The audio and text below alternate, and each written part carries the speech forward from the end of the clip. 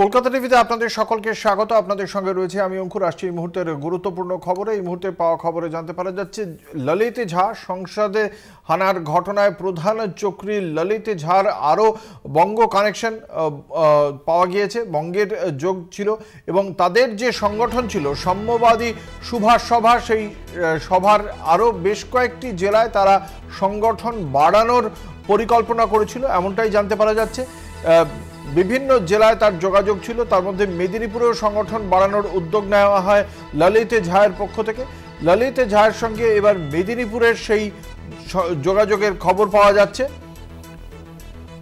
আপনাদের জানিয়ে রাখি, সংসদ হানায় প্রধান অভিযুক্ত ললিত ঝায়ের সঙ্গে বিভিন্ন জেলায় সংগঠনের কাজে বাড়ানোর কাজে তারা নেমে পড়েছিল এবং মেদিনীপুরেও একটি যোগাযোগ পাওয়া যাচ্ছে। বিশদে জানবো, আমাদের সঙ্গে রয়েছেন আমাদের প্রতিনিধি মধুসূদন ভট্টাচার্য। মধুসূদন, কি জানতে পারা যাচ্ছে? দেখো অঙ্কুর, একেবারে কিন্তু যে সংসদ হামলা ঘটনায় আর সেই ঘটনায় যে ললিত ঝা অর্থাৎ যে মূল কাণ্ড, সেই ললিত ঝা তিনি কিন্তু সমাজ মাধ্যমে একটা যে সংগঠন, সেই সংগঠন বাড়ানোর একটা কাজ শুরু করেছিলেন। তবে পশ্চিম মেদিনীপুর জেলার দাসপুরের এক বাসিন্দা অর্থাৎ ল ক্লার্ক হিমাংশু শেখর মান্না, তিনি কিন্তু দাবি করছেন কয়েক মাস আগে তাকে একটি গ্রুপে যুক্ত করা হয়, যেখানে সাম্যবাদী সুভাষ সভা নামে গ্রুপটি চালু করা হয়েছিল, অর্থাৎ SSS এই যে নাম দেওয়া হয়েছিল গ্রুপের। আর সেই গ্রুপে কিন্তু সদস্য ছিলেন দাসপুরের এই বাসিন্দা। তবে আজ তিনি সকালবেলা তিনি জানিয়েছেন যে তাকে এলাকায় দায়িত্ব দেওয়া হয়েছিল মূল সংগঠনের এবং এলাকা থেকে ফান্ড কালেকশন করার জন্য তাকে বলা হয়েছিল। তবে শুধুমাত্র 500 থেকে 550 জন এই গ্রুপে যুক্ত ছিল বলে সাধারণ মানুষও তারা জানিয়েছেন। তিনি যেটুকু জানাচ্ছেন যে 500 থেকে 550 জন এই গ্রুপে ছিলেন। তবে এই যে ঘটনা, এই ঘটনা টিভিতে প্রকাশ পাওয়ার পরেই কিন্তু তিনি গ্রুপ থেকে বেরিয়ে যান, অর্থাৎ তিনি লেফট হয়ে যান। তবে হিমাংশু তিনি জানিয়েছেন যে তাকে ফান্ড কালেকশন করার জন্য দায়িত্ব দেওয়া হয়েছিল। আর সেই ঘটনায় কিন্তু যথেষ্ট চাঞ্চল্য ছড়িয়ে পড়েছে সমগ্র এলাকা জুড়ে। এখনো পর্যন্ত এই যে হিমাংশু, তাকে কি পুলিশ এখনো পর্যন্ত জিজ্ঞাসাবাদ করেছে? আজ সকালবেলায় কিন্তু তাকে আমরা যখন জিজ্ঞাসাবাদ করি, তিনি কিন্তু এখনো পুলিশ প্রশাসন কতটা কি দেখেছে না দেখেছে তিনি কিন্তু এখন পর্যন্ত সেভাবে কিছু মুখ খুলতে চাননি। হিমাংশুর সঙ্গে কি কখনো ললিত ঝায়ের ফোনে বা সামনাসামনি কথা হয়েছিল? না, দেখো একেবারেই অঙ্কুর, কিন্তু ওই যে ল ক্লার্ক হিমাংশু শেখর মান্না তিনি জানিয়েছেন সেভাবে যোগাযোগ না থাকলেও টিভিতে প্রকাশ পাওয়ার যে খবর আমরা দেখেছিলাম যে গত কয়েকদিন ধরে, এই যে খবর, সেই খবর প্রকাশের পরেই কিন্তু তিনি গ্রুপ থেকে বেরিয়ে যান। পরবর্তীতে আর গ্রুপে সে যুক্ত হতে চাননি। এই কতদিন ধরে এই গ্রুপের সঙ্গে যুক্ত ছিলেন হিমাংশু?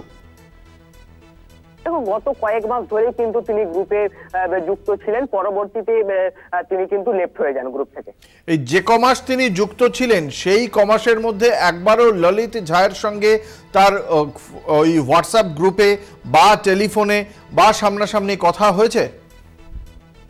দেখো সেভাবে গ্রুপে ইনফরমেশন না পেলেও কেউ বা কারা তাকে বলেছিল যে ফান্ড কালেকশন করছে। তবে এই ফান্ড কালেকশনের মধ্য দিয়ে কি করতে চেয়েছিল তারা, কেন বা ফান্ড কালেকশন করতে বলেছিল? তবে এক কথায় যেটা বলা যেতে পারে, এই যে সমাজ মাধ্যম, এই সমাজ মাধ্যমে দাঁড়িয়ে কি কোথাও কি দাঁড়িয়ে একটা গ্রুপের যে বিস্তার, সেই বিস্তার কি করতে চলেছিলেন এই ললিত ঝারা? তবে এখানে কিন্তু একটা যে প্রশ্ন উঠছে, তাহলে এই সমাজ মাধ্যমকে তারা কি ব্যবহার করে বিভিন্ন জেলায় তারা কিন্তু একটা যে হাত ফেলতে চলেছিল, এটাই কিন্তু এখন প্রশ্ন উঠছে। এই ফান্ড যেটা কালেক্ট করতে বলা হয়েছিল তাদের, সেই ফান্ডটা কোন অ্যাকাউন্টে জমা দিতেন হিমাংশু?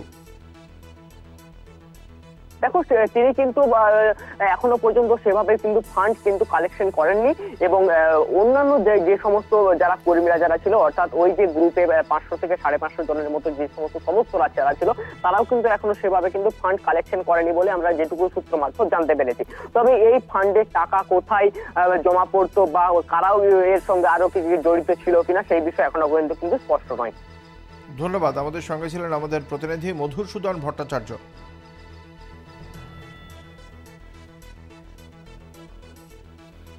কি বলেছেন হিমাংশু এই বিষয়ে আমরা শোনাবো।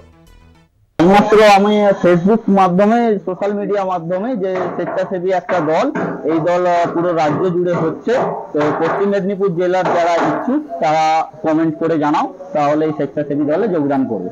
তো স্বেচ্ছাসেবী দল হিসাবে আমি এটাই যোগদান করি, পশ্চিম মেদিনীপুরের ব্যক্তি হিসাবে, দাসপুরের বাসিন্দা হয়ে। তো যোগদান করার পর আমাকে একটা হোয়াটসঅ্যাপ গ্রুপে জয়েন করানো হয়, পশ্চিম মেদিনীপুর এসএস সাম্যবাদী সুভাষ সভা নামে, এবং তাতে কিছুজন অ্যাডমিনও ছিল। পরবর্তী ক্ষেত্রে আমাকে অ্যাডমিন করানো হয়। আমিও আমার কিছু ভাইদেরকে বা কিছু পরিচিতি স্টুডেন্ট ছেলেদেরকে অ্যাড করাই একটা স্বেচ্ছাসেবী দল হিসাবে। অন্য কোনো উদ্দেশ্য বা অন্য কোনো আমার কোনো অন্য উদ্দেশ্য থাকেনি। তো তারপরে যখন এইসব ঘটনা জানতে পারি, আমি ওই হোয়াটসঅ্যাপ গ্রুপ থেকে নামও চেঞ্জ করে দিই এবং ওইখান থেকে আমি নিজেও লেফট হয়ে যাই এবং আমার সাথে যারা যুক্ত ছিল আমি তাদেরকেও লেফট। মূলত কাজ ছিল স্বেচ্ছাসেবীমূলক কিছু নেতাজি নিয়ে কিছু ইভেন্ট। তো 23শে জানুয়ারি আমি বলছিলাম ইভেন্ট করবো, ওরা বললো না নভেম্বরে একটা করো। তো 20 টাকা করে ব্যক্তিদের কাছ থেকে তুলে 350-400 টাকা করে হিসাব করে একটা বাচ্চাদেরকে বই খাতা পেন লেট এইসব দিয়ে আমরা আমাদের ফান্ড তুলে আমরা নিজেদের ফান্ডের মধ্যেই কাজ করেছিলাম। আমার ললিত ঝায়ের সম্পর্কে কোনো পরিচিতি নাই, আর ও যে এই গ্রুপে আছে বা এই ইউনিয়নে বা এই সংস্থায় আছে এটাও জানতাম না।